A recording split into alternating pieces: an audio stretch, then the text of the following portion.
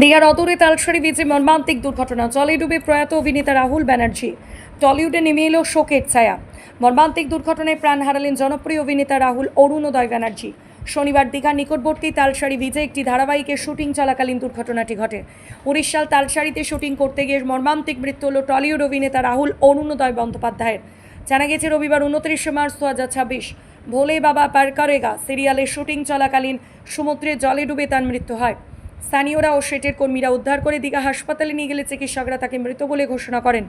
দ্রুত উদ্ধার করে দীঘার একটি হাসপাতালে নিয়ে যাওয়া হলেও চিকিৎসকরা তাকে মৃত বলে ঘোষণা করেন। মৃত্যুকালে তার বয়স হয়েছিল মাত্র 43 বছর। অভিনয় জগতে দীর্ঘদিনের পথ চলা ছিল রাহুল বন্দ্যোপাধ্যায়ের। থিয়েটার পরিবারের জন্ম, বাবার নাট্যদলের মাধ্যমে অভিনয় হাতে করি। পরবর্তীতে সিরিয়াল ও সিনেমায় নিজের দক্ষতায় জায়গা করে নেন তিনি। নায়ক হিসাবে তার প্রথম বড় সাফল্য আসে চিরদিনই তুমি যে আমার ছবির মাধ্যমে, যেখানে তার সহ অভিনেত্রী ছিলেন প্রিয়াঙ্কা সরকার। ছবিটি মুক্তির পর ব্যাপক সাড়া ফেলে এবং বাংলা চলচ্চিত্রে নতুন জোয়ার আনে। রাহুলের আকস্মিক প্রয়াণে শোকস্তব্ধ গোটা টলিউড ইন্ডাস্ট্রি। সহকর্মী অভিনেতা অভিনেত্রী থেকে শুরু করে অনুরাগীরা কেউই মেনে নিতে পারছে না এই অকাল মৃত্যু। সোশ্যাল মিডিয়ায় শোকবার্তার বন্যা বইছে, স্মৃতিচারণায় ভরে উঠছে তার কর্মজীবনের নানা মুহূর্ত। টলিউড ইন্ডাস্ট্রিতে রাহুল ছিলেন এক পরিচিত প্রিয় মুখ। তার অভিনয় শুরুটা হয়েছিল থিয়েটার থেকে। বিজয়গড় থিয়েটার দলের হয়ে রাজ্য দর্শন নাটকে বাবার সঙ্গে অভিনয়ের মধ্য দিয়ে তার স্টেজে অভিনয় যাত্রা শুরু হয়। এরপর দীর্ঘ সময় ধরে প্রায় 450টিরও বেশি নাটকে অভিনয় করে নিজের দক্ষতার প্রমাণ দেন। টেলিভিশনে তার বড় ব্রেক আসে জি বাংলার জনপ্রিয় অনুষ্ঠান খেলাতে। আদিত্য চরিত্রের অভিনয়ের মাধ্যমে এই চরিত্র তাকে দর্শক মহলে বিশেষ পরিচিতি এনে দেয়। পরবর্তীতে তিনি বড় পর্দাতেও সুযোগ পান এবং একাধিক সিনেমায় অভিনয় করেন। এক প্রতিভাবান অভিনেতার এভাবে অকালে চলে যাওয়া বাংলা বিনোদনের জগতের জন্য এক অপূরণীয় ক্ষতি বলে মনে করছেন সকলেই।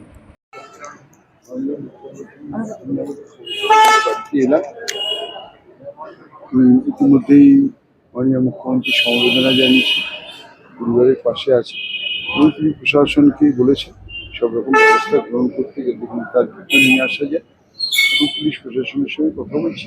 আমি এখন এখানেই আছি, পরে কোনো আপনি রাহুলের প্রতিবেশী, মানে সবচেয়ে বড় কথা প্রতিবেশী, এবং রাহুলকে চেনেন, রাহুলের পরিবারকে চেনেন, মায়ের সঙ্গে যখন কথা হলো এরা কোনো মাকে তার সন্তানের মৃত্যু শোনার পর আর ঠিক থাকতে পারে, খুবই বাজে।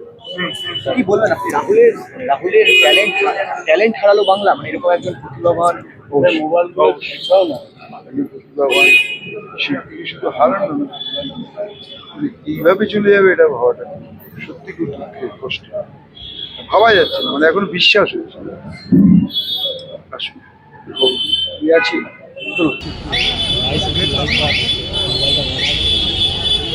কি জানতে পেরেছেন ওটা বাচ্চা কখন আনা হবে? আমি কিছুই জানি না, সুব্রত বা পাঁচটা বলতে পারবে ওই দীঘা স্টেট জেনারেল হসপিটালে আমাদের কর্মীরা ওরা গেছেন, চেষ্টা করছেন ওখানে ওদের পাশে যতটা থাকা যায়।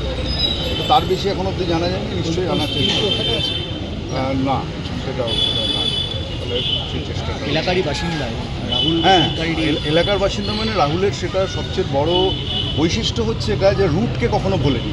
অর্থাৎ যে জায়গা থেকে ও বড় হয়েছে, এই যে আমাদের কলোনি অঞ্চলের সংস্কৃতি, কালচার, ভালো লাগা মন্দ লাগা, এই সবটা মিলিয়ে ওই খেলার মাঠ পাশে যেটা আছে সেখানেও সে খেলতো। তারপরেই এখন 43 বছরের জীবন, অভিনয় যখন করেছে কখনোই রুটলেস হয়নি। ফলে এই মানুষটার প্রতি এন্টায়ার এলাকার নতুন প্রজন্ম তো বটেই, আমাদের পুরনো বয়োজ্যেষ্ঠ যারা, তাদেরও একটা কি বলবো যে গভীর আত্মিক যোগাযোগ আছে।